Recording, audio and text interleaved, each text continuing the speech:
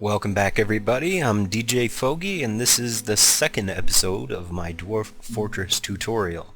In the last episode I showed you how to use the Lazy Noob Pack. If you haven't seen that episode I advise you to go back because otherwise you might not be able to follow along with what I'm doing. I explain a lot about the Lazy Noob Pack and its functions and also a couple of other things that I wanted to share with you.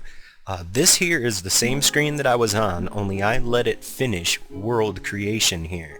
And just to let you know, when you create a world, it may take a while. It's got a lot of stuff to go through. It's got to create the world itself, which is the land masses and all the oceans and water and everything.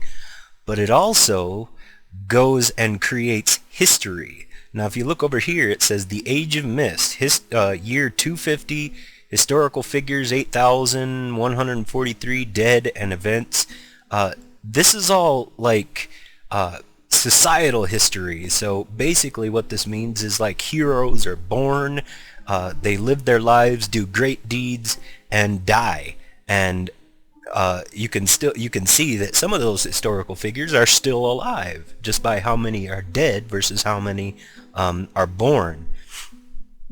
And the events thing right here, it actually literally translates into measuring like the advancement of societies and things like that, and trade as well. It sets up trade routes and civilizations rise and fall and things like that in these years, and that's what it's simulating here.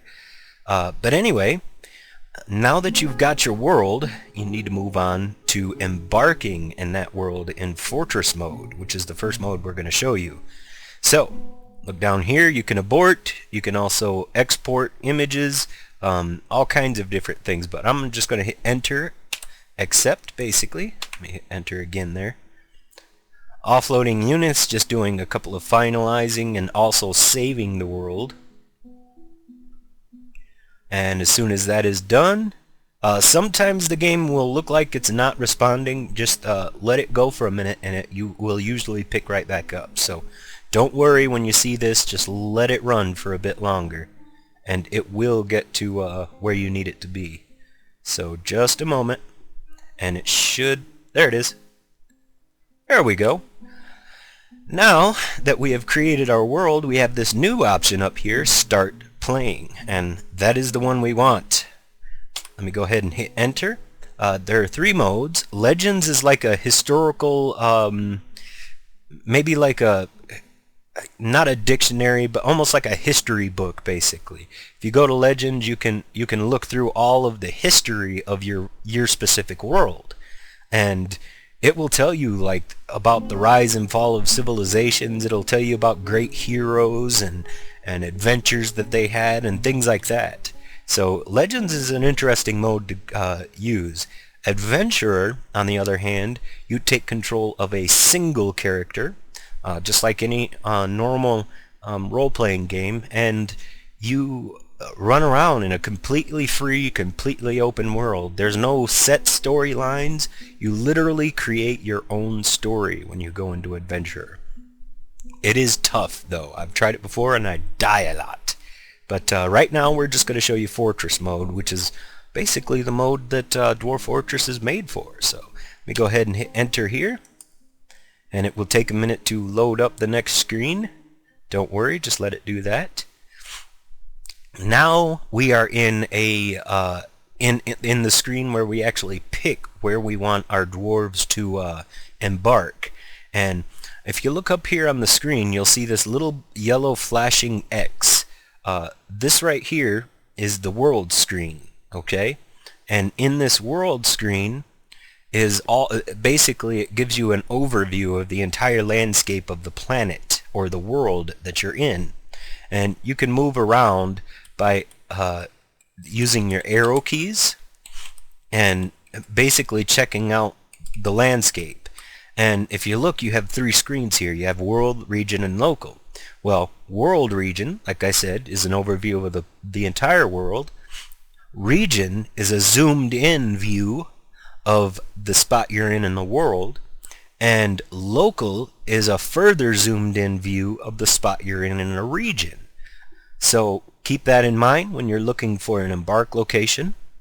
One other thing you can do is this right down here. If you hit the F key on your keyboard, you can hit find desired location, and you can set parameters on what kind of location you want. I'm not going to do that here, but because I want to explain a couple of other things, but you can set these options up according to your preferences, basically. So whatever kind of place you want to play in, you can have the game itself do a search for you. But like I said, I'm going to skip that. I'm just going to look around and explain a few things to you. Over here, you're going to see an explanation of the region you're in, okay?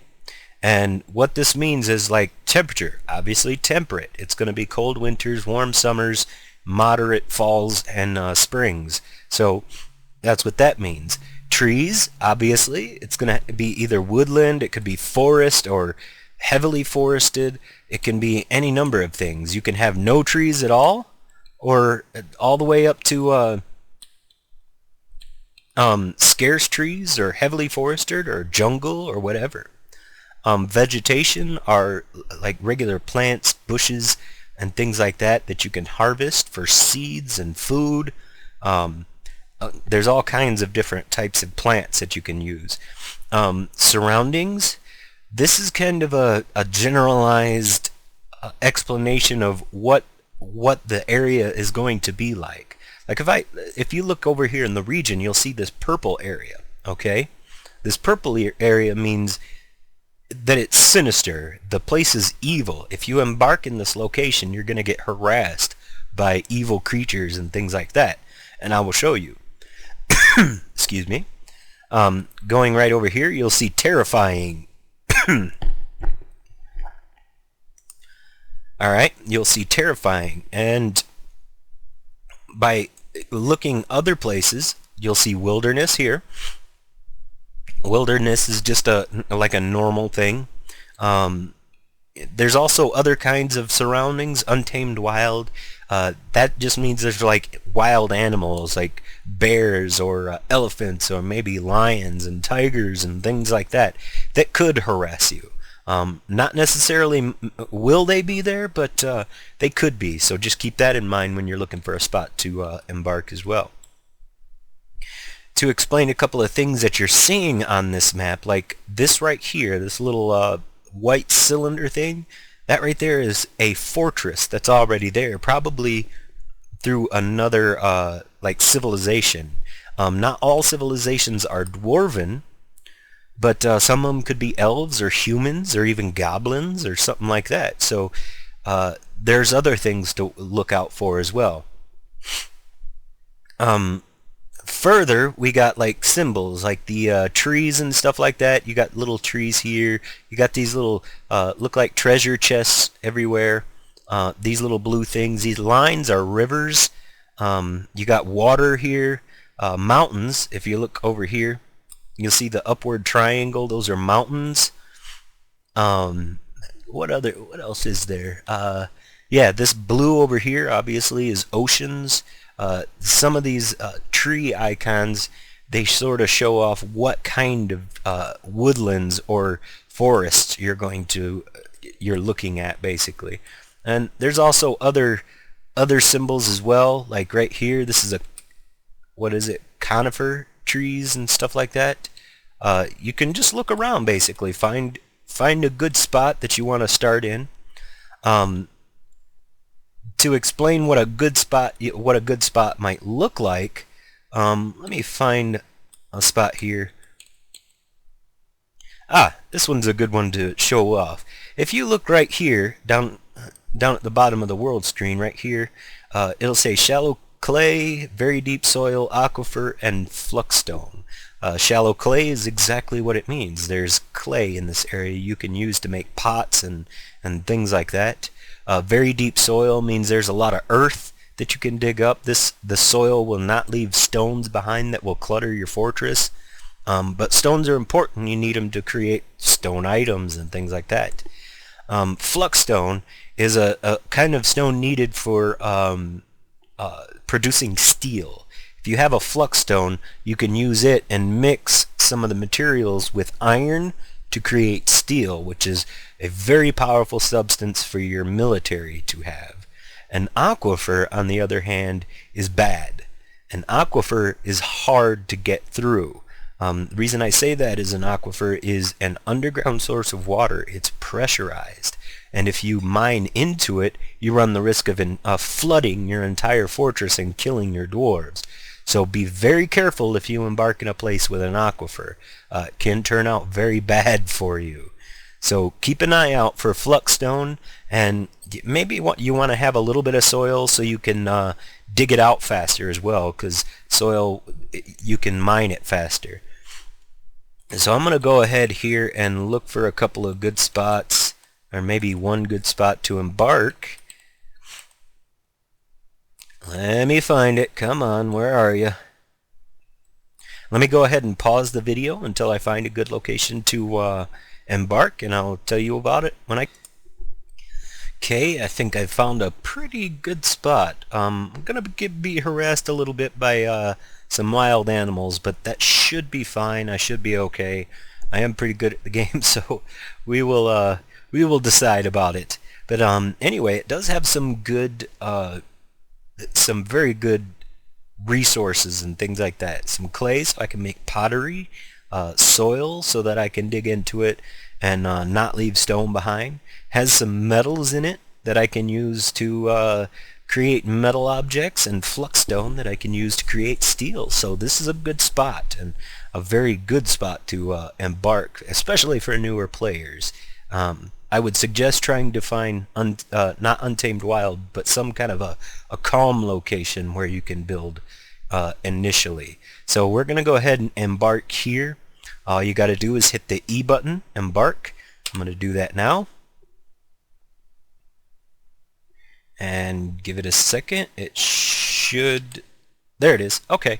Now that you're in this screen, we have a few options here. And these options are play now. It will start you off with pretty much random stuff, random dwarves. It's good to prepare carefully.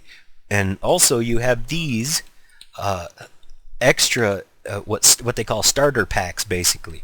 And you can use any one of these if you want. It's up to you really, but like I said, I'm going to go ahead and prepare carefully. And I'm going to hit enter here. I'm going to go through and explain a couple of these things. It's not as complicated as it looks. What you're looking at is each one of your 7 dwarves that you're going to begin with, and how many levels each of those dwarves can have. Okay? And then also you can see right here the types of skills you can give your dwarves. Like I want a couple of miners to begin with, so I can assign this skill to this first dwarf. And right here you're going to see the point cost, how much in points it's going to cost to raise that level for that dwarf. And I'm going to go ahead and assign a bunch of points in miner to this first guy. You can see that every time that I go up a level, the point cost gets greater. So it's cumulative like that. Sorry about my slur. But anyway, I can go up in level there. Go back over to my dwarves and get another miner. Now, eventually, you're going to run out of points.